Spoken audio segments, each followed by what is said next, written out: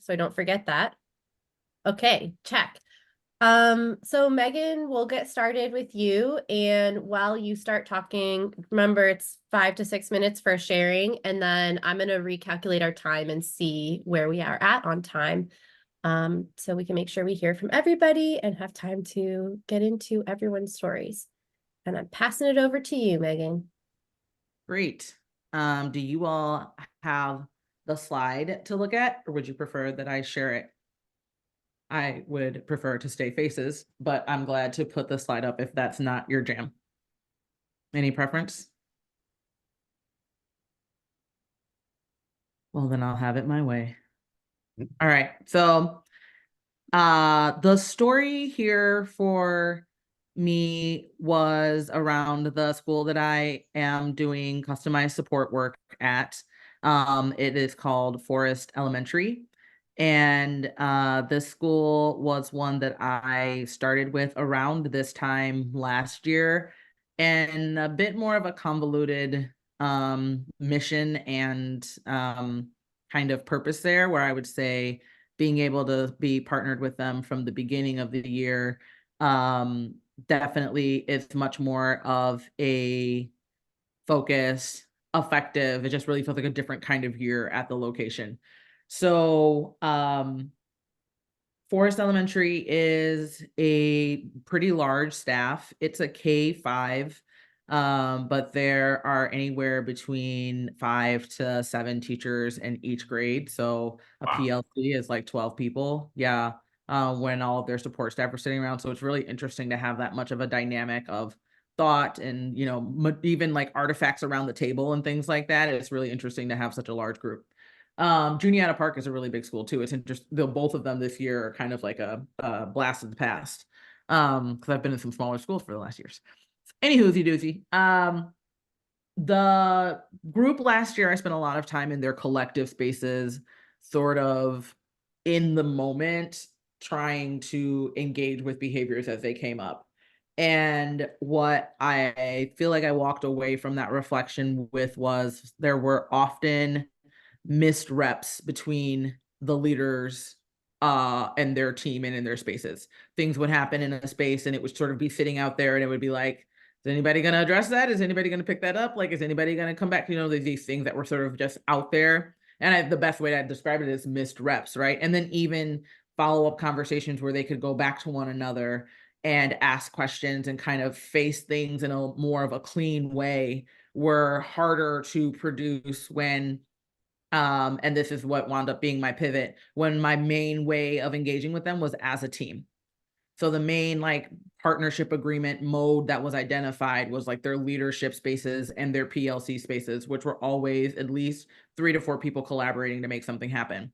I felt longing for a more individualized space where perhaps I could push on things in like a deeper way and even create like more of a radicalization of individuals so that they maybe could come to a whole space and act differently and miss fewer of those reps, right? Identify them for themselves, go in on them, have these conversations. So this year, that was the strategy, to work with the team in an individual way, and then also identify an individual space that they could get support on. So it looks like 2 hours of support for each person, where one of it is the one-to-one coaching, and then the other hour is them like out in practice with feedback around that. And so precisely what I was testing is if team members are able to practice elements of the CAF in their specific lane of work, roasting their process in like a quicker iteration, would it impact their ability to like as a combined team to push for more radical change at the systems level? When they come to the MTSS meeting, when they come to their mass insights, these places where they're all existing together, but sort of putting up the same kind of low level impact ideas, would they push further? And I would say my early signs are yes. And I can talk a little bit about why and what I've seen that's done that. So my prediction was that folks would be willing to test change ideas more willingly, that they would hold more fidelity and have more frequent ROSI cycles, and then that they would put up strategy adjustments that would actually get them out of this designation that they're in as a CSI school. This is their last, go at getting to exit that process. So the strategies that they put in place have to make impactful enough changes that they exit the process. If the changes are minimal and the lifts are large, they won't exit. So that's what they're focused on doing. But I actually think they do a good job of focusing on how much of a change that would be for kids if they did it. That can sound a little shisty, like, oh, they're just really focused on exiting this process. But they really do talk about it. Like, if we exit this process, it would mean that we were doing XYZ for kids. And it's like, okay, good. You got your eye on the prize. Thanks. I'm glad you're keeping it focused on, yes, language learners would actually be moving through the ELPA stages if we were doing this. Yes, that would get us off this list, but this is what it would look like for kids. So we are tracking this through the process quality process. You guys remember from last year, this is the ESA Google form that they use that has the thing that changes in 0.5 increments. You know what I'm talking about? Noah says yes. Sarah says yes. Allie says no. Derek says no. Okay, cool. I can fire that up. And also with some identified CAF line items and some identified ROL line items. So zeroing in on about like 6 things that can really easily be communicated in a standardized way. The line items from the CAF and Are we supposed to be recording? I think Sarah is. Are you? Okay, thanks. Yeah. The line items from the CAF and the STR, and then the process monitoring that comes from us checking in around this tool here. This is just a part of it, but this is the scale score. Okay. So where were we? We have activity but no test. This is actually where I find a lot of my pain point is right here. Activity but no test.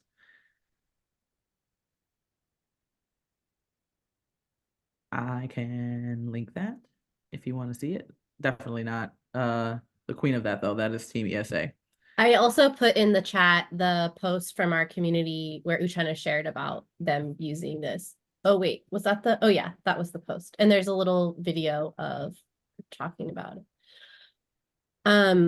So and I could also give you the approach essentials where we learned about it, because that is what I went back to get my inspiration in this moment. Okay, I have like 30 seconds to say maybe I guess the piece that I would offer that is my aha was the breaking it down as individuals. And then so even Monday, we're in a space and they were talking about something that was going on in the decision making. And I was sitting quietly, like thinking of the things, right? And just like, in this way. And one of the coaches goes, I wonder what Megan has to say about this. And I started laughing, and then they all started laughing, and then they all started saying what I had to say about it. And it was like in the form of a roast, but it was all everything I wanted to say. Exactly. And I was like, okay, so I'll just leave, right? And then we all started laughing about it. But I take that as a good sign that like in those individual ways, they know the kind of things I would push at. They know when I get physically uncomfortable because they're talking crazy about teachers or kids or something, and they're starting to behave in this different kind of way. And that just wasn't happening last year. So something, I definitely am getting early indications that this method of working around the change agent framework and those elements of results-oriented leadership are like pushing them as leaders and as a high-performing team. There was another example of something that happened with one of the coaches as far as like missing their rep, where last year, this is the AP, she is a white woman. The principal and the assistant principal are Black and woman, man. And in last year, there was conflict with the team and there wasn't a conversation that was being had. They definitely were not like in a place to have that. Like, hey, I think this is showing up out of like a place of privilege, or like, I wonder if you're not really talking to that person because they also share identity with you. They weren't willing to say those kinds of things, but they were thinking them about each other. With individual coaching that is really getting honest about these things and like, no, like I would say these conversations are some of the most pressing ones that I've had across difference. They're talking to each other about these moments and actually like healing. And then I hear about them both sides. I'll hear about them like sometimes from both people, from one person, like, hey, I went back and had that conversation. And it's like, it's actually super dope. Like, I feel like something very different is going on for them than might have happened in other places, or might have happened if they were even partnered with other people. And there's a good blend of identity across the team, male, female, the experience, but there's a lot of like unsaid things. And I feel like they're approaching those this year. They're definitely getting those reps in a way different way than last year. And that same principal that AP wound up making a change to the MTSS agenda in a really specific way that shifted talking about what teachers were going to do and describing what kids were going to get. And she did that on her own. And the conversation was wildly different from one meeting to another. When what we were roasting about in her coaching space was like, why was that meeting so whack? Right? It felt gross. The last time we were together, there was something about it that was palpably problematic. There was a lot to dig into, but out of her own roasty personally, she chose to make that shift in how the agenda was set up. And I was actually impressed. I love that she did that. I love these examples. That was about 10 minutes. So that means we have about 10 minutes for like questions and discussion. Unless you all just want to give Megan the floor to keep sharing. No, I realized I had two concrete examples and I didn't share the second one. That MTSS one was actually a really good one because that one like didn't even involve me that much. And I was like, okay, on these streets, let's go. I'd love to hear more as my first question about that process, how this happened independently, and like I'm very intrigued by that one. Mm-hmm. I'm interested in how the work feels to you compared to last year when you were working primarily with them as groups.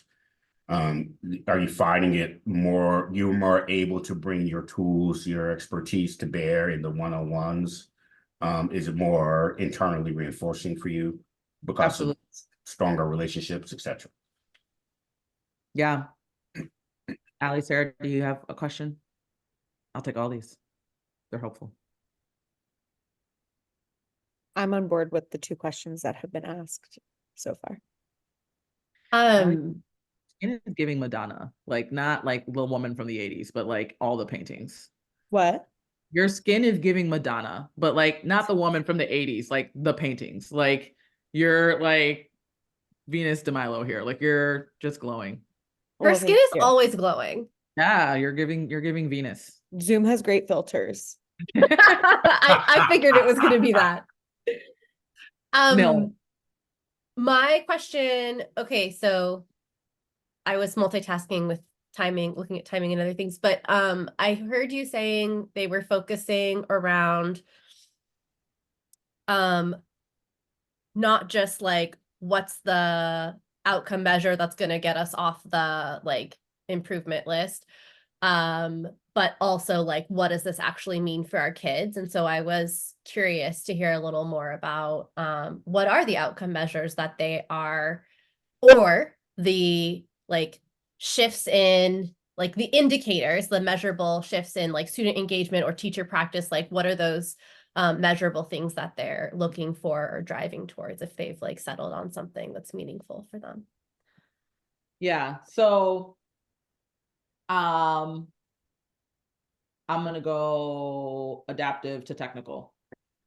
The way I feel is totally reinforcing, and it feels like a nice thing to have after like a bunch of kind of weirdness, if that makes sense, to go from intensive to network to pandemic to not, and to really have a place where I actually had a space multiple years in a row is also like hitting a part of me that feels really comfortable, right? I come from intensive, the school same year in a row is normal, to staff same year in a row is normal. That's not necessarily what network was for me. So there's definitely a part of it that comes forward, and I am practicing things. I'm on more of an edge as far as like what we're doing in the organization, as opposed to being in more of a previous place. So it feels a lot more like new shape for me, super novel and super invigorating. And also they are making progress. And it's there, I feel a deep change and I feel a lot of healing. And that makes me excited for like a lasting impact on these people wherever they might wind up. Um, the school in the last 2 years, with like, which is where the global conflicts work out, is experiencing a large influx of students from Brazil that Mhm. speak Portuguese. And they are noticing in this process holes in two places. One, their ability to get student services and their ability to provide quality language learner support. Both of those things got lazy, for lack of a better term, and there were shortcuts that people could rely on that worked out really easily. For example, bringing a parent into a space like an ES classroom, the parent observing and saying, you know what, I can see what's going on here. This makes perfect sense to me. I allow you to get my children in this situation. They're doing this with the language learner parents. They're seeing the space and rejecting it.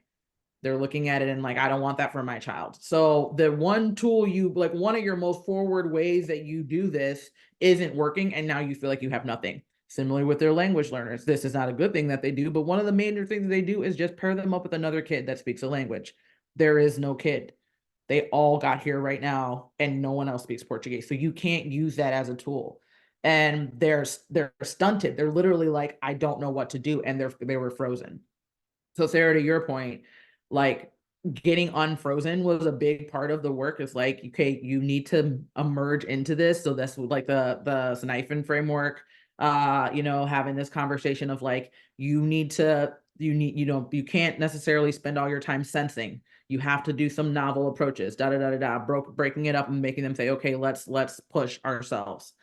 Then they needed some quality approaches. So they landed on this dyad reading and paragraph shrinking as what they were finally going to do. They were basically shopping as a leadership team for a while, and then, needed to be pushed a little bit out of admiring the problem. This went on for like 2 months where it was like, hey, you need to put something in place. It's been 8 weeks since we noticed something and we haven't necessarily put anything in front of the teachers yet. So the teachers are languishing all of this 8 week as well as the kids.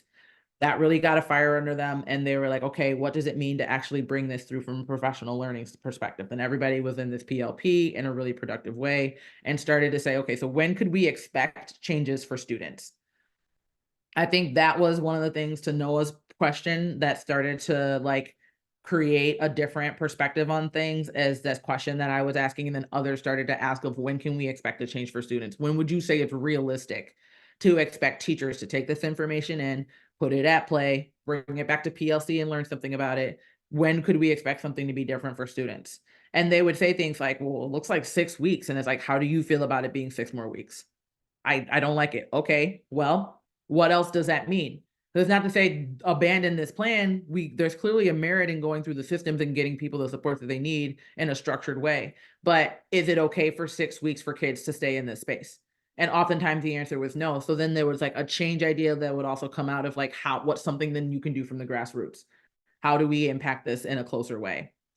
I would say that their measure of that's where some of that is, if that makes sense to your question, Sarah, of like, okay, well, how do you feel about it being 6 weeks? Okay, is there anything that can happen sooner? What would it look like if you checked in at this point? Kind of having that kind of planning conversation. And oftentimes this is when they are as a whole, right? Because that's the principal's choice. He gets one-to-one coaching, and then his choice for me to come to the ILT. So that's where I'm watching him, but also participating in the space. Everybody gets to pick a space.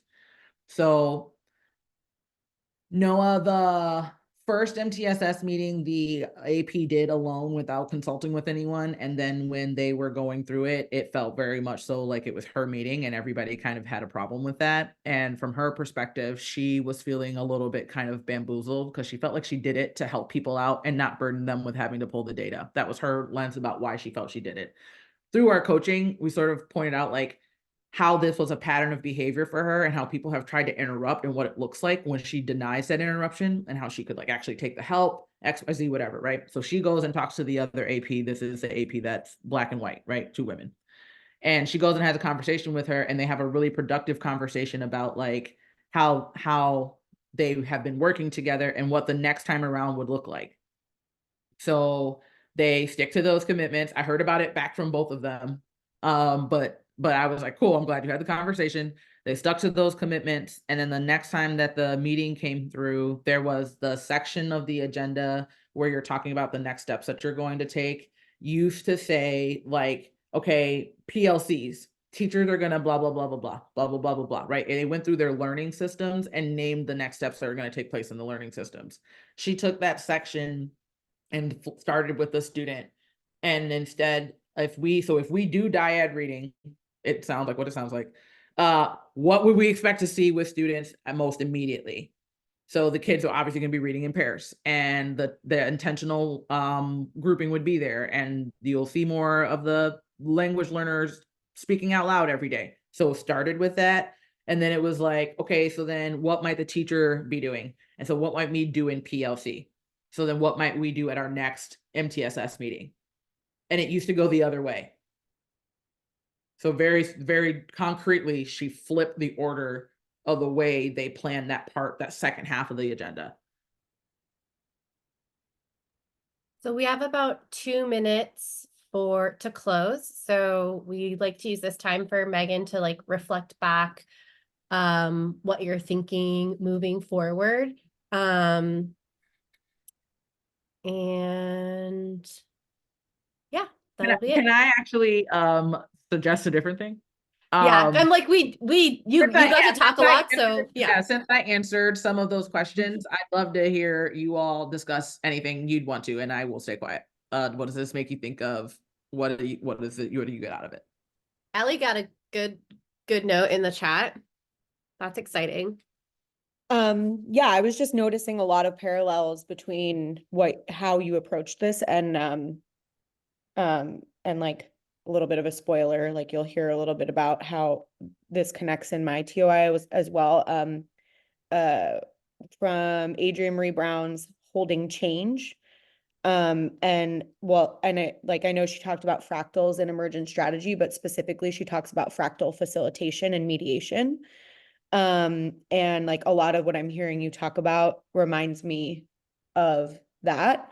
And so like, if there's, if you just thinking like, oh, if you wanted to go deeper into that and like the specific practices and advice she gives, that could be a good place to go, because I see like, yeah, there's just so many connections, which is pretty cool. And yeah, so I just wanted to point that out.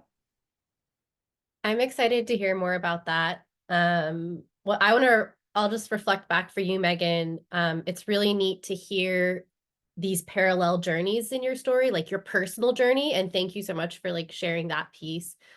The journey of the school and the journey of our org in terms of like the evolution of how as an org we're approaching things. So I'm interested to talk to you a little more about those things, in a future convo. Derek or Noah, any final thoughts for Megan? I heard something from one of our DEI folks in the district this week, which is like a lot of times PLC feels like doing the principal's work. Like you don't know what you're going to do. You'll do the work, but you'll show up and it's what the principal needs you to do to get it off their to-do list, but it's not something that matters to you. And something that I heard that was really interesting is like when that facilitator's mindset shifted, what would that take for that person to have that epiphany that they need to do something differently, but also that they need to do something differently so their teachers can want to do something differently and not feel like they're checking it off their boss's to-do list? Because like it's just the way it is. What we got to do. It's the way it's always been. Isn't the reason to do it. So I'm like I have a lot of gears turning at that. Will probably follow up with you as I process some of those gears. But thank you for sharing. I'm just left wondering if among the strategies, understanding the communities the students are coming from is in there anywhere, and getting into authentic rather than transactional relationships with their families. Bringing them in and showing them what you plan to do and hoping to get a thumbs up is one way. It's a great, it's a great way to start. But the fact that you got a thumbs down is a huge opportunity to get in there and say, okay, what would work? Help us get better. And so it'd be really great to see that they are open and reflective enough and seeing the families as assets and not as you know, problems to solve. Yes, yes, yes. All right. Thank you, Megan. Noah or Allie, do you want to go next? One of you? Allie's smiling more. No, I'll go. All right, I I'm feel like there's starting your some, 20 I feel like minutes. there's some connections, so I'm like, cool. Perfect. I have slides. Would folks prefer to stay as we are looking at each other, and I'll just put the slides in the chat? Okay. Like I'm gonna show my slides and like click through because I want to keep pace with what I'm showing. So for me, if it helps you to show us where you want us to be, that's great. If not, I'm happy to look on my own. Okay. Then maybe I'll start sharing and I can always stop. Is that all right with everybody? Just to thank you, Noah. Whatever's best for you, my friend. Okay. I should know how to do a slideshow at this point. Okay. So speaking of holding change, these two quotes from the book, I think, frame my TOI. So to get a little bit of involvement, would anybody like to read the quote on the top? Yes. We are living in a culture where we are not only making products together, but making meaning of our values and work. We are facilitating to the agenda and not facilitating to the room of people in front of us and the current moment we're all experiencing. We miss a chance to reframe the collective's relative relationship to time and investment in each person's present humanity.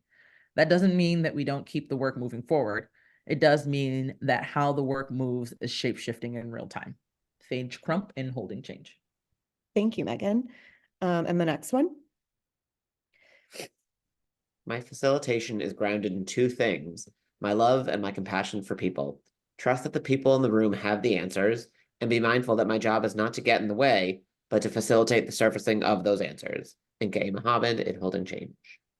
Thank you. There's a lot in those two quotes. So, if you feel called to come back to them later, my hope is that as I talk a little bit about this particular aspect of the work, you see the connections between these and what's been going on. Also, this is just a really pretty photo I took when I was walking on the beach on my birthday, and it brought me peace and joy, so I put it there. So my story is a continuation of my mid-year from last year. And so I wanted to, because I don't recall who was in my group. I know yes, I knew Megan was, but I wanted to give a quick little like flashback to flash forward. And last year I was really focused on, and I specifically highlighted one school, Curtis Middle School in Carson. And I was really focused on what's here. I won't read everything, but basically just like less on input and more on like cultivation, right? Like less on what do I have to offer and more on like how do I get the folks in the room to like slow down and really like engage in real conversations that actually elicit like ideas for change from within the community. And so Dr. Shivers, who's the wonderful principal of Curtis, and I, like last year, our sort of hypothesis was like, if we listened to students, engage the ILT in reflection around what students were saying and feeling, and then engage teachers and staff in similar reflections, then we would ignite a shift in adult culture that would ultimately spread specifically to student well-being and academic outcomes. And this came from like a lot of noticings that I had around the way adults spoke about each other and then ultimately spoke about kids. And so this year, I've kind of expanded that to this question of like, how do my relatively simple interactions and facilitation choices lead to small changes that, when amassed, lead to larger sustainable shifts? And so on the right side of the screen are just a quick snapshot of the steps that we took last year So again, listening to students, doing an ILT step back to harness collective responsibility. We engaged in restorative circles. And then we continued that sort of energy and culture, having the adults share personal stories with one another to create the conditions for relational trust to start to exist, because it didn't. And I think an important note is like, this is Dr. Shiver's third year as principal. And she came in after a principal had been there for quite a while, right? And a lot of the staff came back, which was great. And there were a lot of lingering mindsets and beliefs that she has been trying to shift like year to year. She also went to the school as a student, which I think is pretty awesome, and just a like really great part of the story. So last spring, after all of that, I used the executive summary share to kind of pause and take for a moment. So all those things happened, right? And we were feeling just this collective, like, okay, we're moving forward. We're feeling this energy, this optimism, some things starting to shift. And then you kind of hit spring. You come back from break, right? Like testing starts and a lot of things start to feel like they're slowing in the sense of movement toward progress. And so we kind of like let the year keep moving. And in June, use the executive summary share with the ILT to try and like light a fire again, for lack of a better phrase. And the agenda's linked, but I think that's not as important as like the connection that I found to this quote of there's a conversation in the room that only these people in this moment can have, find it. And these two quotes on the side like came from the meeting where I asked people like, what do you hope to get out of this time? And like literally someone was like the good, the bad, the ugly. And this was a group of like 12 people, if I recall. And then I asked, we looked at some of the data and I asked them like, where are you feeling agreement and where are you feeling some dissonance? And this was a really important moment because Dr. Shivers, the principal, she let everybody talk, right? And teachers started talking about follow through and about communication and all these really important things. And then she spoke up and she was like, I'm feeling some dissonance around the defensiveness of teachers. And it was like one of those truth teller moments where you're just like, I'm like, okay. So in my mind, I'm like, all right, I got to like shift some things here. We're going to adjust because we want to stay in this moment. And it felt uncomfortable. You could tell from people's like body language and affect that it was like, oh, we're going there. But at the end of the day, it unearthed some really important conversations. And I think for her to say that was a huge deal. And it kind of like popped the lid on a lot of progress since then. I met with the school leaders after that to reflect. And this quote connected for me, less prep, more presence, because I didn't have an agenda. We took the agenda from the ILT and like, I just created space for them to talk about their reflections and how they were feeling after that meeting, right? And these are two things that came out of it. And I think the first one is really important, connected to what Dr. Shivers said in the moment is like, we really need to work hard to break through this us versus them mentality of like, it's admin versus teachers, right? Like and I felt really excited by that because I felt like in the first year, I had been trying so many ways to try and like, in my own words, tell them that that's what I was seeing. And that when I heard them talk about teachers, it was in like a deficit mindset of like, the teachers won't do this, right? Like we can't get the teachers to do anything. And it took a little bit longer, but like they got there eventually. And both sides, so to speak, kind of taking responsibility for their involvement in the lack of relational trust. Allie, we're at about 9 minutes, so Okay. try to wrap up so we Got can it. have the Okay, discussion thank time. you. So since then, some cool stuff has happened, and I think all of them are smaller scale changes, but again, when like put together, I think they are an indicator that we're moving in an exciting direction. And so this year they've started with the vision in mind, which if you have time on your own and want to go back on these posters, that's kind of where they mind mapped all of that. And you can see clear callbacks to the vision, the student learning objectives, not only in their PDs, but throughout the building. I've seen the leaders take the reins of professional learning rather than like putting it on me or other people, and increase their visibility so that there's more trust in that sense. What I'm really excited about, because I care so much about it, is the increased positive school-wide experiences. So this year they had a fall festival, a winter play, winter bowl, like football game, dances, and Fun Friday experiences, which is something they said they all wanted. And then full day common planning time pullouts by department have been, my brain just stopped working, a priority. And that's been really awesome as well. And I just wanted, again, anything you see in the gold are parts of emergent strategy principles. And I feel like those are the things that I've tried to embody. And here's how I'm like seeing them show up in visible ways in the school. I don't have a lot of time, so really quick. I also thought about the other two sites though. They're not the only, yeah, and you know what? I'm going to go with that right now, Megan. Thank you. Time can bend. I'm going to bend time here. So, the two other sites that I work at, I didn't spotlight them. And I think part of the reason, if I'm being totally transparent, is I'm not feeling as that same level of success, right? Like, and as humans, we're sort of wired to like go toward the thing that feels like it's working, right? To be able to say like, let's look at this.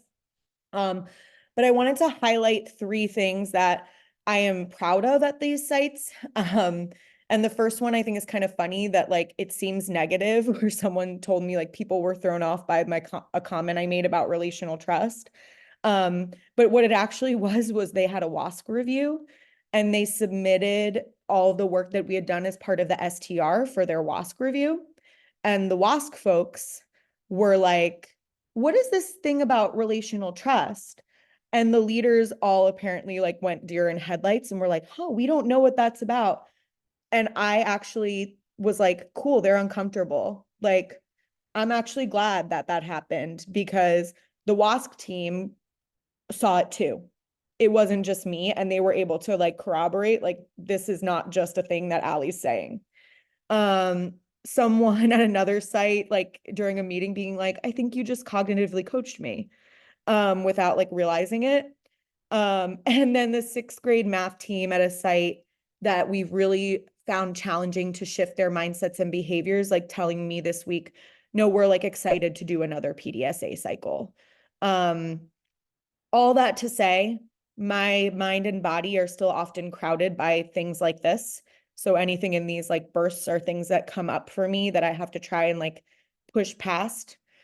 And then I just pulled some quotes that made me think that I want to continue to think about how I live into those ways of being to push against the things that are in like the yellow bursts. So I will stop there. Sorry, I went over. Yeah, so we have like 7 minutes for questions and discussion. Questions folks have?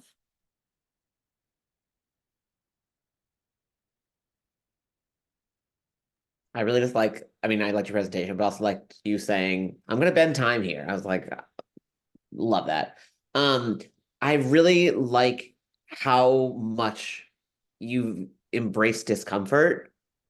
Cause like, I know for me, that's like not where I inherently shine and thrive. And I'm learning to sit in it. But like the fact, like, you know, that's what's going to take to get people to move is to like sit in discomfort. And like what you mentioned in that last slide had evidence of that. And what you said in your actual presentation had evidence of that one. And I think it's just like such an important somatic thing that like is helping lead to the growth you're having at schools. So keep on keeping on.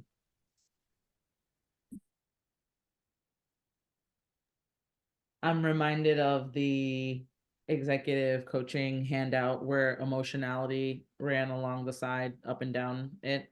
If you remember, it would have been oriented like this for you. It was on this side.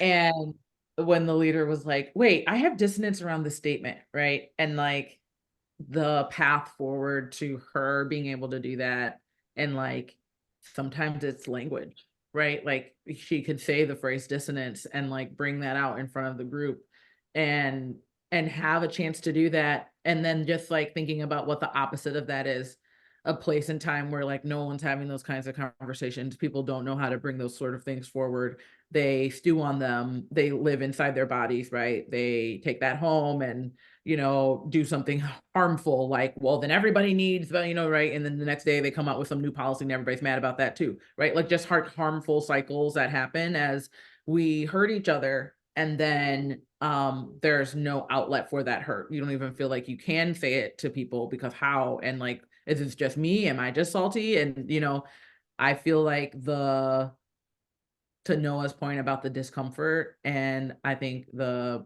point that I'm trying to make here is the modeling of that you do by being present and operating the way that you are. I'm sure there are times when you're modeling, and I'm sure there are other times when they're clearly observing, right? And like picking up on what you're laying down. There's a beauty in being able to be in spaces multiple years in a row and see someone's journey and your principal's journey here as they're just learning the ropes. What do I have to sit on? What do I just tell you about? What do I tell no one about? Because it's actually my own bag and it's not actually for this group. I'm bringing in something dirty from someplace else, like all of that experience. So I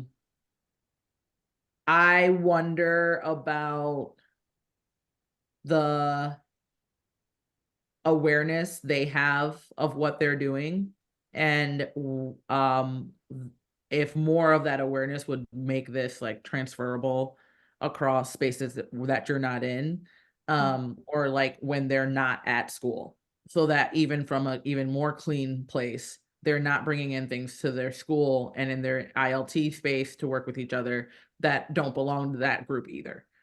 So if they were more aware of like, hey, do you realize you just named a discomfort? That's really dope. Like, that's cool. Like, whatever. And like, then I'm someplace else and I'm like, I can name my discomfort. You know what? I can do that. That is a thing I could do in this situation. And it would release this for me. So I could see how that would strengthen this process even more. I have Thank you. two questions, and the first one relates to what Megan just said. Because yeah, you mentioned the leader using like naming dissonance, and you're like, I can see what you're grounding in, Allie, but you don't have to answer this right now. I'm curious, like, if you are stealthily using these things, or if you're helping the folks you're working with ground in these same materials, and what does that look like? But like +1 to what Megan said about that shared language being so powerful.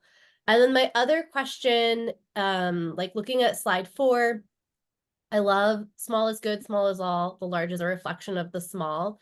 And like when we talk about our CI work, we use phrases like shrink the change, bias towards experimentation is an attempt to say the same thing, not the same exact thing, but related concept, or like short cycle, ROSI, those kinds of things. But it doesn't resonate the way that I feel like this is resonating. And so I'm just having a reflection about that, like that use of that language, that phrasing. But my question is really like, are those small changes like the things that you've listed? Like, I don't know if I buy that they're small changes. And like, is this just like very intentional framing that you're framing them as small changes, or are they small changes to you? So that's something else I was curious about.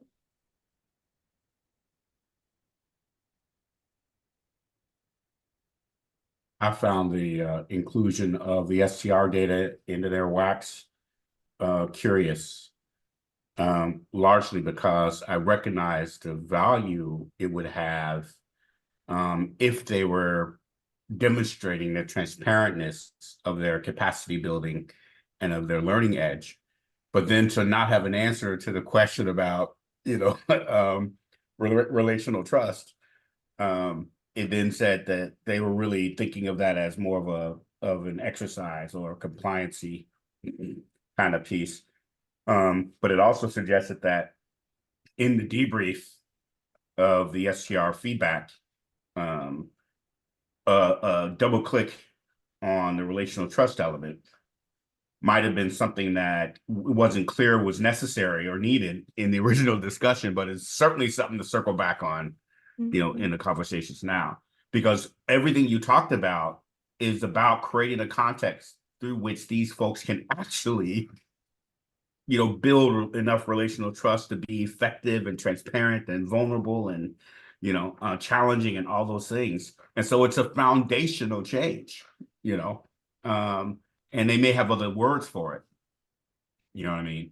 But it is clearly what they're aspiring for, in all this work. Thank you.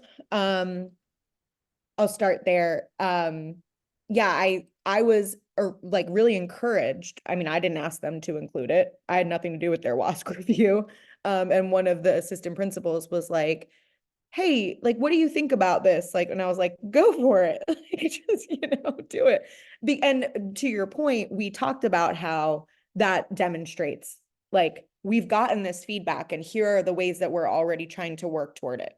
So it was, I think that anecdote is me saying, like, to your point, that is something I want to come back to, because it's interesting that as a whole, like, that assistant principal understood that, but as a whole, there was a disconnect. And they could speak to other parts of it and say, here's what we're doing, right? But something about that word triggered, like, what do you mean? Like, and she and I both went, interesting, right? And we're like, we were both in that conversation, right? Okay, cool. Like, just want to make sure we're on the same page.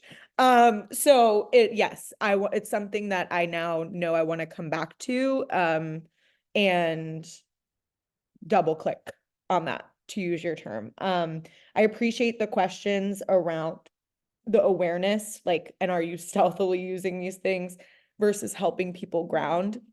And I think for the most part, like, because I've been trying to adjust the way that I have been operating, a lot of it has been internal. And so that's giving me a moment to pause and think, like, what would it look like to be more thoughtful about how I make that more visible for folks, and so that they can take it beyond these spaces. And then Sarah, like, are these small changes? I guess in my mind, right? Like, if I think about them as a puzzle, I'm like, all these small pieces where they're not always so it's not always so clear that they're interrelated.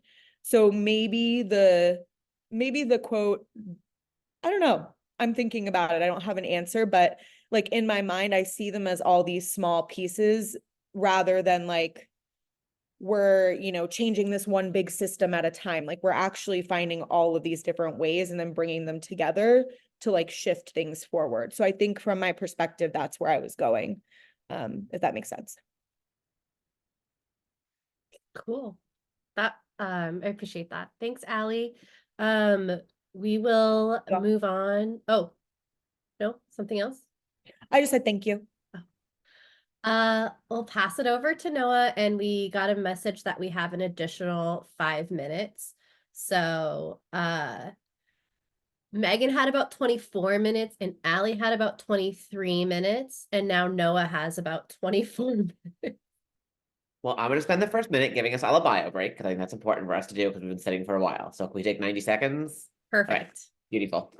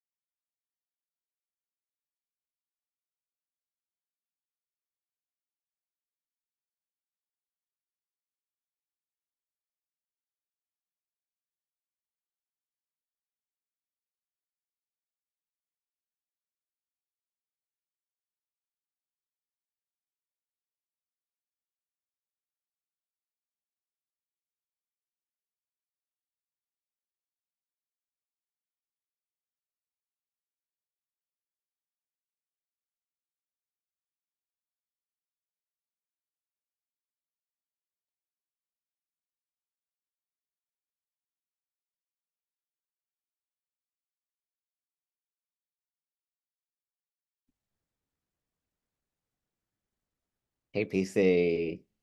He just ran off. For some reason, when I glanced at that, I saw cool change idea, and I was like, I know he did not write developing a cool change idea. That would be such a like new Sandy moment.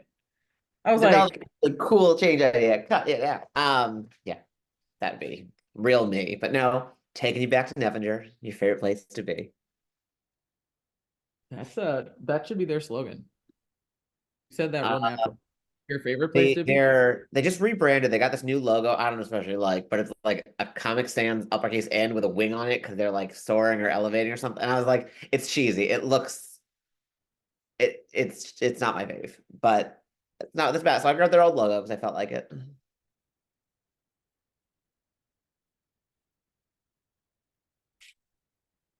My time has not started yet, I assume. I will release you, Noah, to start when you want, just knowing that in 26 minutes, I believe that the breakout rooms will close. I'm waiting for the boss move. Also, I'm just gonna name now that we've recorded. Definitely gonna say this. Ethan and I are just like bored, so we're growing mustaches right now. Hence, it looks terrible. So, like, if you're like, "Wow, Noah looks really shady," that's why. Um, You need Allie's filter. I do need Ali's filter to make my skin look amazing. So you can And look like famous paintings. I want to look like famous painting and not. It's not a special filter. Everybody can adjust it in their Zoom. I need you to know this. I You're do so know that. young.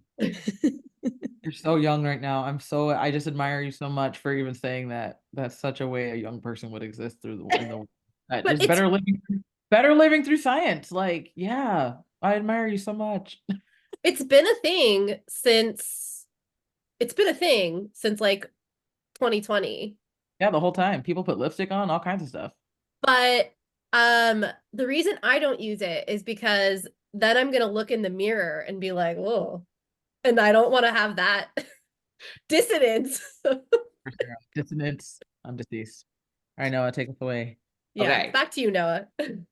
Back to you in the studio, Noah. So, welcome to Nevenger.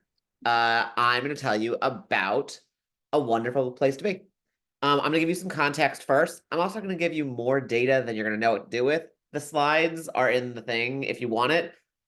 We're going to breeze over it, but just know that like everything I'm saying is backed up if you have the time to dig in. So, overall things you need to know about Nevenger. Last year, I did my EOI, TOI, and called it a series of short circuits I'm excited to return to. Last year didn't go great. And every year in the past, there's been things that haven't gone great. And this year's not going perfectly, but it's going really well. The thing about this school, it will give you the warm and fuzzies. So whenever I go on an STR there, I'm like, don't get lured into the warm and fuzzies. Like, do not. I need you to go and see what's lurking in the shadows there. Because the warm and fuzzies are so real and they're so good. Warm and fuzzy is not like their values and beliefs. The thing they call it is joy, and it's a genuine priority for Principal Townsend, and you can feel it. It is palpable. Whenever I go on an STR there, everyone's like, wow, that school's so great. It's like, I know, isn't it? Like, you can ask Megan, you can ask Mallory, you can ask Tierra, like, they will tell you. The thing about Nevenger, it's a K8 building, but K5 is just different than 6-8. So the feedback I gave on the executive summary last year said there was a trend in older grades of structuring lessons around compliance and passively working, and that they would benefit from active engagement strategies that really valued students' identities and their contributions. The other thing I'll note is that the 6-8 just like is different. In the past, it's been entirely BIPOC teachers. Some people left last year, so now it's not entirely BIPOC. And the demographics of K5 and 6-8 just are different. So this is one data point I'm really not going to dive into, but I will name that this is based on last year's data for 6-8, which is at this year's 7th and 8th grade. So with that in mind, the middle school just has a larger population of larger proportion of population of students we typically serve. If you want to dive more in, the data is there if you'd like it. Other big data thing, this shows you the star progression from window 1 to window 2 of this past year. The thesis statement I'll give is that there tend to be fewer students at or above benchmark in middle school and more students who are requiring strategic and intensive intervention in middle school. All that to say, middle school needs some TLC. We've known this. The data reflects this. And yet, I'm doing very little academic things for the time being. because we did a deep dive into the student well-being survey. And so here's two things I want to highlight. A bright spot is that adults from my school show me they care about me. Both 7th and 8th grade had a very high amount of kids agreeing or strongly agreeing with that one. And we were like, amazing, especially with so many people new in various ways on the team. I'll tell you about in a sec. The thing that we're all like, huh? Like, what? When asked the question, when there's a conflict, I know how to help solve it. We had a much higher level of kids disagreeing or strongly disagreeing. And we're like, why? And they were like looking at me like I knew the answer. I was like, I do not know, but let's figure it out together. So where we went from this one, here's what my strategy's been. I'm really coaching 2 people in the building, which are Dr. Dominguez and Mr. Tran. They are my new middle school teacher leaders. So the admin, the ILT, principal, AP were like, we want to make 7 and 8 its own thing. They need to function separately than the rest of the building. They are not elementary school. We've known this. We haven't done anything about it. Let's put these 2 people in charge, because last year's teacher leader left, but also like had a very rough year and like sicked out. It was a whole thing. So they're like, hit the reset. Let's put these 2 in charge. They're both new to teaching tested grades. They're both new to teacher leadership. They're feeling it. Of the 6 members of the middle school team, 5 out of 6 of them are either new to Nebinger, new to teaching this content, new to teaching a tested grade, or new to teacher leadership and their roles. Like, there's a lot of newness in this middle school. Doesn't mean there's not a lot of excitement. So the way I strategize is I meet with them every other week to plan the middle school team meeting, and then every other week they facilitate it. I do some facilitation and help them plan their facilitation. But their facilitation is very heavy on school selection, behavior expectations, incentives, trips, 8th grade contracts and dues. And I'm like, oh, okay, I'm going to push. You guys are new to this, so I'm going to like sort of take advantage, but also like push in the right direction. And I'll get your feedback on that in a sec. So the thing is, I was like, there's a norm I'd like to put in place, knowing Nebinger and knowing Philly schools, which is we're going to talk about kids and families as if they're in the room. I've been at things at Nebinger, lurking in the shadows. People say and do some unkind things, disparaging kids, disparaging colleagues, disparaging families, that you're like, and we've addressed, and we've learned to address better. But I was like, we're just gonna set that one at the tone, especially if so many people new that are like, and I was like, let's just help you work within the box of what's okay. The other thing I do is I take on their academic goals and progress monitoring section. I was like, can I lead this? And they were like, sure. And I was like, great, we're gonna look at star data, we're gonna look at progress monitoring stuff, we're gonna talk about what we're learning, how it's going, and we're gonna do a student well-being survey. The ideal place I'm trying to get them from is less meeting and more ROSI, meaning we're going to do a reflection, more action planning. The nature of the beast isn't there, but we're getting there. I know I'm at 5.5 minutes, and I'm cool to take a little time because I'm going to really shut up after this and give you time to talk about what I think makes sense for you to talk about. Sarah, you can just like take a break if you want, just like kick your feet up. So here's the bright spot I want to highlight is they engaged in a really good student well-being survey reflection when I had like a lot of time. Yesterday's meeting didn't go as great. We were doing our like comparison of star data reflection. I like planned it. Of the 6 people, they like literally canceled the meeting like 30 minutes before, and I was like, I guess I have a chill morning. And then they're like, just kidding, I was like scared, I couldn't have the people, but like we're down to the person, we're good, come in. And I was like, okay. So like I grabbed a lift and like hustled over there and made it. And of the 6 people, 4 of them were there, but and one of them was there for like half the time. Like it was not our best, but like we got something from it, and it was good. But the practice we've had based on the student well-being survey is we're going to talk to kids. I like really loved C1 last year being like, we're going to talk to kids. We're going to have conversations. We're going to do 2x10s. We're going to do cogens. Like we're going to like elevate student voice. And I was like, let's. So we used to say, and this is like me taking lead, was like, what I want you to do is come to the next meeting, having talked to 2 kids. 1, talk to them about something you learned academically from them. And then I want you to talk to a kid just as a person, just talk interpersonally outside of class, what you learned about them, and share that out at the next team meeting. And it was good. Like we heard some stuff that they needed to ask, they needed to hear, and they needed to share and be like, whoa, I need to talk to so-and-so. Ooh, do you think we should refer that person to the counselor? Hey, what do you think we should? And it was like real, like, let's just like talk to kids. Like it's not groundbreaking, but with that many people new feeling in over their heads, if that's the small push, I was like, I will take this. And I did. Once we realized the conflict question was a like high flyer question for us, now the prompt is, that's been for the last 2 times, and it'll happen one more time before we readjust after the next round of student well-being survey, is focusing on the student well-being survey question. When there's a conflict, I know how to help solve it. What did you learn from checking in with a student who experienced a conflict recently? and what were they thinking and feeling before, during, and after the conflict, the things they're bringing to these meetings is like, I get chills. Quick story. In 9th grade, I had a history teacher that if you gave a cheesy answer, she had this giant cheese stamp and she would get it and stamp your paper with a cheese stamp. And I was like, I'm ready for cheese. And they're like, this kid doesn't like math, or like, this kid only likes this. And I was like, oh, God, they're gonna like bring cheese, but like nothing has been cheesy. They brought some like real stuff. Things we don't have answers to. Things like, how do I exist in a class when my ex is there with their new partner? How do I exist when someone's cyberbullying me and we don't have a relationship and then they keep like engaging with me in a way I don't have answers. We don't have answers. And again, they're looking at me like I have answers. I was like, no, I don't. We are going to problem solve what we need to do. We're just learning what conflicts our kids are facing and what we think we want to try to do with them. Like we're nowhere near landing the plane. So that's what we're trying for now. So I've structured my year with Nebingers. Like, here's the story I want to tell at the end of this year. After last year kind of imploded, I was like, here's the TOI statement I want to be able to say in May and June and July. Like, here's what I'm going to write. Because we, as a new middle school team, implemented a student check-in and share out protocol at team meetings. Teachers will refine their practice by incorporating SEL and academic strategies to meet the needs of students based on what they're hearing from students and colleagues, which contribute to middle school students' growth on student well-being survey and or STAR proficiency. That's the story I want to tell. I haven't totally landed those results yet, and I'm kind of okay with that one. But here's where we're at. Things that are green, you're like, we got this. Things that are yellow, we're like trucking along on. Things that are red, we are just not there yet, but good things take time. So here's where we're at. The input, they are a cohesive middle school team. They are jiving, they are working together. They like meet when they're expected to meet and when they're not expected to meet. They're like working together.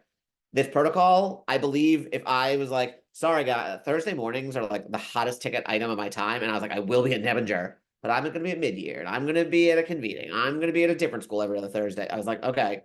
So like, if I'm not there, I believe this practice will continue to happen. If I'm able to like send reminder emails, make sure people there like leading it are going to do it. I haven't missed a meeting yet, but I believe it will happen even if I wasn't there. I'm not convinced teachers are totally refining their practices in some like really big pedagogical way, but I know they're thinking SEL wise around like talking to kids because that's what we're doing. We just are. Academics, I don't think we're meeting yet, but we're going to do a classroom walkthrough. I'm planning that with the leaders next week for sometime in February. But they are acting based on what they're hearing. And I don't know where we're trying to land the plane on goal wise. I'm hoping before the next student well-being survey, we can say like, what's a question we want to sink our teeth into? Let's check those results based on what we got the first time, based on what we're doing. Let's hear where we're at. So this is the TOI as is. And now that it's time for discussion questions, here's what I'd like you to discuss so I can shut up. Number one, if you were me, what level of engagement would you take to get this started? I know everyone's done over their head. The leaders have said, like, I think we put too much on these people that we know can do anything. Ask them to do a lot of things. Move subjects, move grades, you're tested, you're teacher leading, go handle it all. And like, they're like in a million meetings on top of that. Like they just can't. So like, how active should it be of me taking things on versus like, I'm gonna work shoulder to shoulder, work with you, and then take the training wheels off and kick you down the hill, knowing there might be a lot more floundering than we can handle for this to take off. Option one. Option two, I'm about to go on these classroom walkthroughs with the leaders to see these 6 middle school classes. If you were me and you were supporting the teachers to progress monitor student impact of this one, what should I have the leaders be on the lookout for that we want to see the teachers doing to see that this change idea is having impact? I'm genuinely going to mute unless there's clarifying questions, but otherwise I'd love to hear your thoughts on this for the remainder of the time.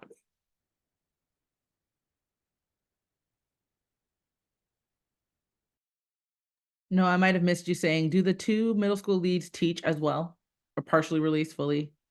Not released at all. They get prep paybacks to attend meetings, but like they're feeling very behind curricular wise because there's no time. Like I take their prep to meet with me, and that's just like a thing.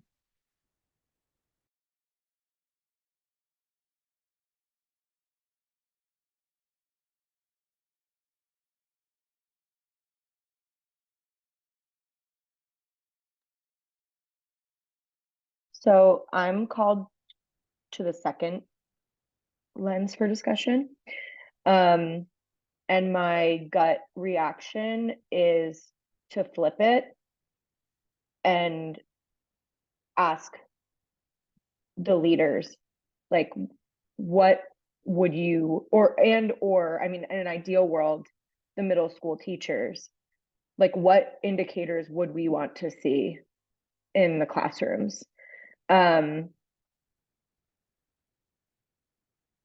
I think if it's an issue of time, right? Like, and you need to have that, ready to go, like at the very least, engaging the leaders that you're going to be walking with and investing them in like, what is their actual vision for classrooms where students feel safe, listened to, where they know that they can approach conflict.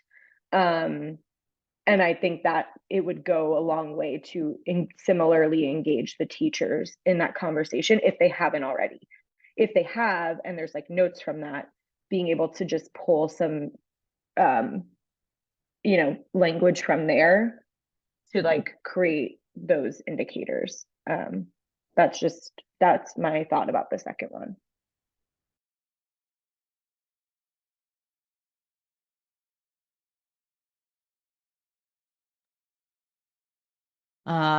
In the first question, I have some initial soup. But basically it is a thinking about from what you've already heard. This is not the whole thing, but this is like the most immediate thing from what you've already heard and of what systems you know already exist. Is there a through line that needs to come out of these meetings into somebody else's experience? For example, like the counselor. Could the counselor be running groups, which is something that the schools already do as one of their tools, but maybe they aren't currently doing. But you're hearing this really great stuff out of the middle school PLC, but like is there somebody missing from the space that needs to hear this so that they can get going on something structural that already exists, and isn't reinventing something? So yeah, I'm like, oh, did anybody tell the counselor? And also just like spreading some of what's happening from there. I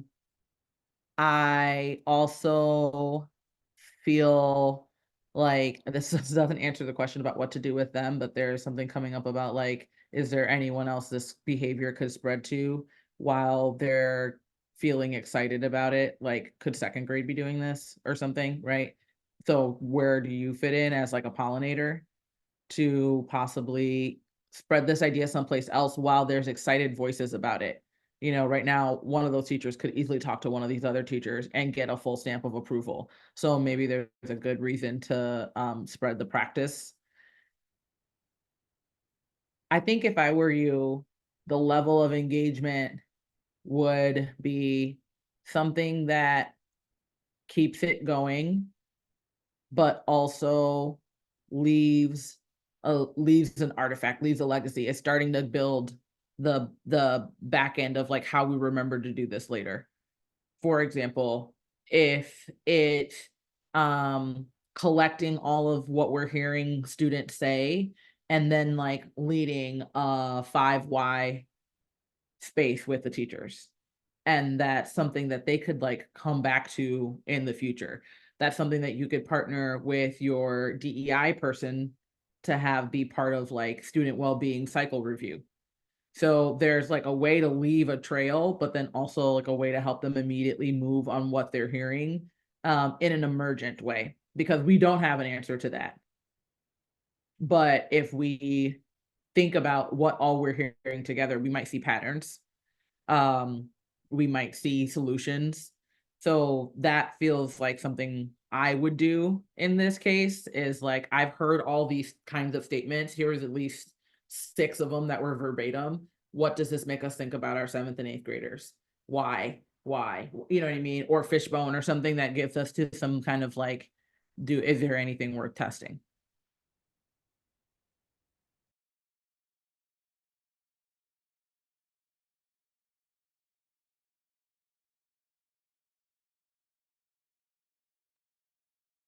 I think about it, I think slightly differently. It based on your descriptions, you still have a bunch of folks whose change agency hasn't been activated yet.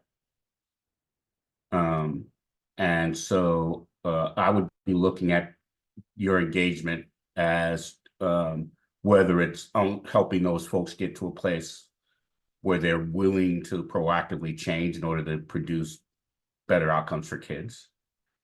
You have some allies who are there already, but it sounds like you have, a bunch of folks who would be somewhere else if they could in a lot of these engagements. No, you don't think so?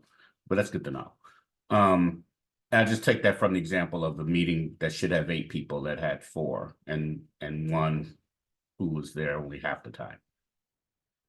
I also Sorry, want that was illness. 2 of them have illness. the plague that's going around Nebinger right now, and then 1 I think is coverage person just wasn't there. But it was 4 out of 6. Got it. Where they're like all 6 are great and like mostly invested. Like they're a good group that are very cohesive. But yeah, the people that were there were not like resisting coming. They were at home sick. Good.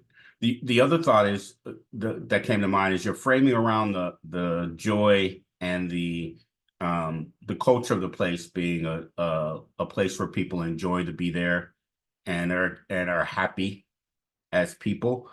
I think it's great as long as it extends to kids too, and they're also producing outcomes. I think places that produce that sense and don't produce outcomes are the opposite of reform, because they're making people happy with things that aren't serving them. Right? A lot of the KIPP schools end up meeting that criteria. And so let's I would direct their interactions and your engagement to be having those conversations where you need to, and finding the places of leverage. And I think you've chosen one related to hitting the metrics as a part of the conversation, but there are probably some other places where you can play into. Noah, do you want the final word? 20 seconds. Thank you all. Very different lenses to go down for each of you, but I appreciate the feedback. I look forward to seeing what we see in the class motivations and what we choose to look for, and to Allie's point, who's setting that. But thank you.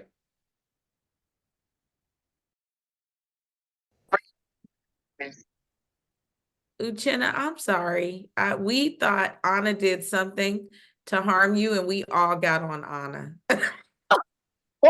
You're like, you send her out of here. I was trying to hit break, and I think I kicked Uchenna. It's okay. I just want to completely say, because you didn't get it the way other people did at the end before we go back to the whole group. Thank you so much. You enlightened us. You provided great inspiration. It was outstanding. Only thing you didn't get to do is your reflection. And I had a question for you too, but I'll just check in with you later. Okay, thanks. So much for your presentation. All right, y'all. Thank you. And I know our group could have kept going, and we didn't. We were the smallest. We were a small group. So thanks everybody for joining in. So I actually am going to ask that everybody jump in and just do a little individual reflection. So one of the prompts was what's a spreadable innovation or idea, was one of the things that we were asking folks to think about in planning their stories. And whether or not that was directly talked about, I'm sure we all heard lots of spreadable innovations and ideas in our spaces. So I want to pause here for about 4 or 5 minutes to jump in and share in the Hive on that. So we have a little bit of a virtual dialogue going on to hear what you heard. And so I'll set a timer, and I'll bring us back in a few minutes. I chatted the link to the article where we're jumping in with our innovation.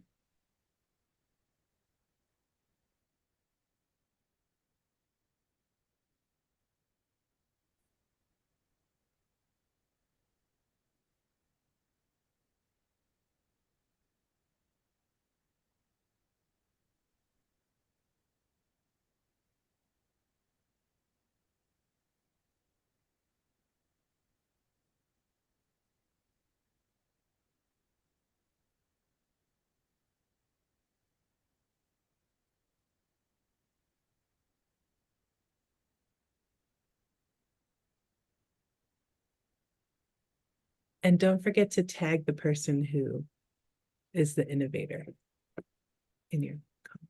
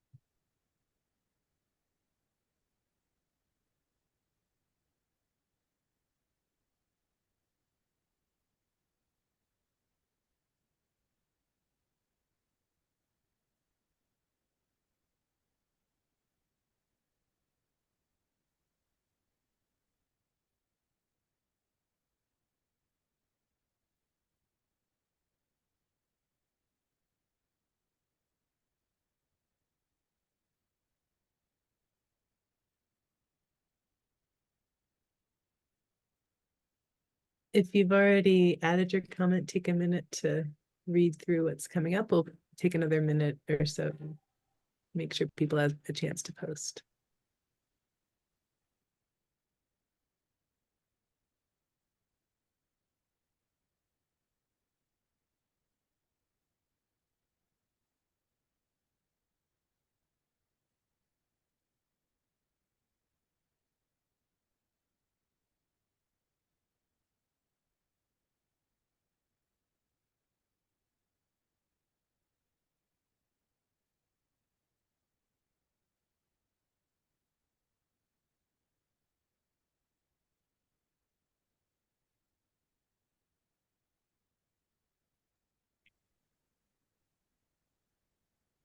All right, and if you can make your way back on camera, we're going to just close in the collective, hopefully being able to see each other's faces. I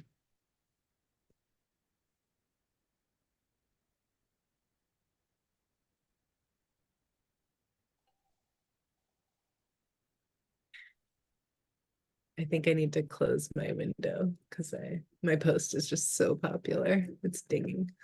Hold on a second. It's going to be too distracting. Okay. Ty's laughing a little. Thank you, Ty. All right. Welcome. Come back into the room. Just a really open little space here as we're wrapping up. Anything you're noticing about the innovations that are popping up in our Hive thread, and or anything else that's coming up that you want to share to the collective?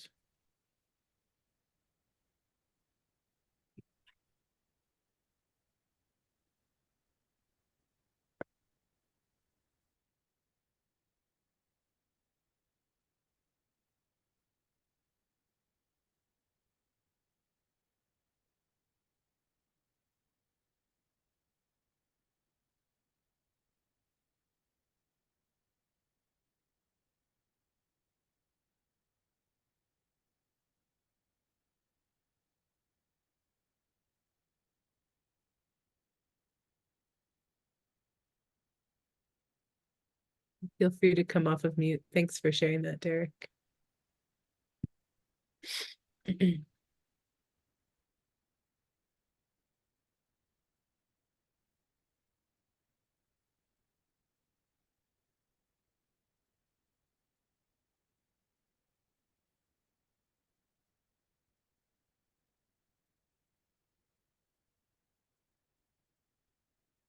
I see us taking the most salient aspects of our approach, like the STF, the CAF, and really infusing them with emergent strategy and somatics. And it's just really beautiful to see.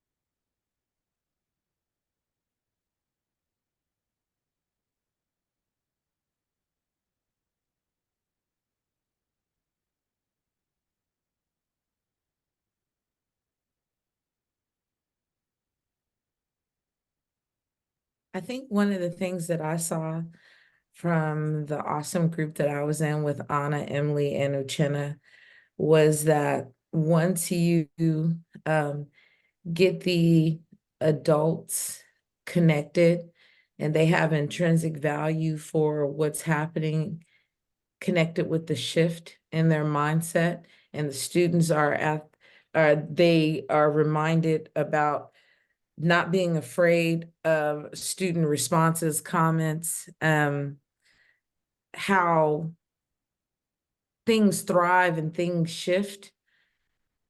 And what was beautiful, as you saw the flow between Anna, like beginning, middle, and end of what could happen based on your presentations, when fear is removed and true curiosity about what we can do better becomes central for the students, what amazing things can bloom and blossom.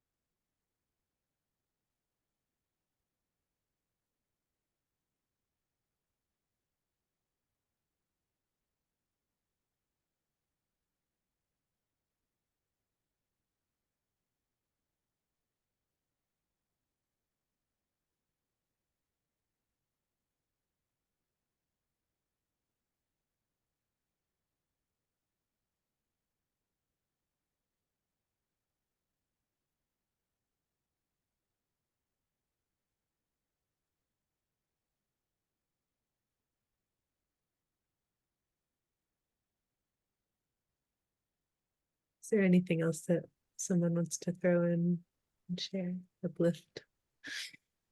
I'm enjoying skimming through the thoughtful posts or responses. So I'm really excited and hope you all get a chance to look at that more closely. Anything else? Sarah, did you want to close us out, or do you want me to just with our little announcements about stuff? Oh yeah, great. So super appreciate everybody today. I'm like excited to go back and like dig through that thread some more in the Hive, and also like look at other folks' theory of impact shares. And I know many of us will be doing that as well. In the spirit of sharing our stories and spreading our learning with each other, we are hosting next week on Friday, and I think you all got the calendar invite for the non-implementers sharing mid-year TOI. In the calendar invite, it says, I think who you can expect is sharing, and maybe their like little topic about their work. If you come to that, we'll be in groups. You'll get to hear from two different stories, two different groups / people, just like you did today, but we'll have less, it'll be a shorter time. Or maybe we heard from 3 today. We go from 2 instead. Yes, it will be recorded. Kim will also share those in the Hive afterwards. Shout out to Amanda Batchelor and Alex, who were enthusiastically encouraging us to hold this space as well. And we're excited to try it out. It felt like the lowest lift, the smallest test we could do to get everybody engaging in this practice and building transparency as we develop our beloved community. So anybody have any pluses or deltas really quick, or appreciations, final words in the last 2 minutes?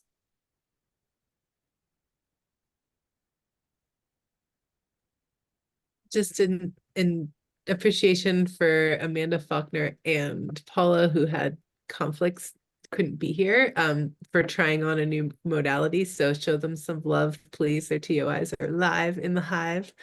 So that's one. Kim, I had a hard time seeing Amanda's in the Hive. I see her recording in the folder, but I definitely saw Paula's.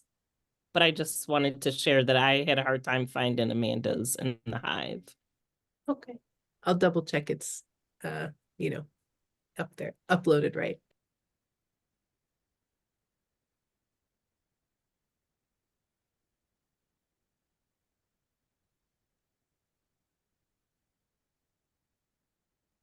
There is space in the agenda as well for pluses and deltas. So if you have input about, this is a process, we rinse and repeat. So if you have suggestions and input about what's working well for you and not, it's always helpful.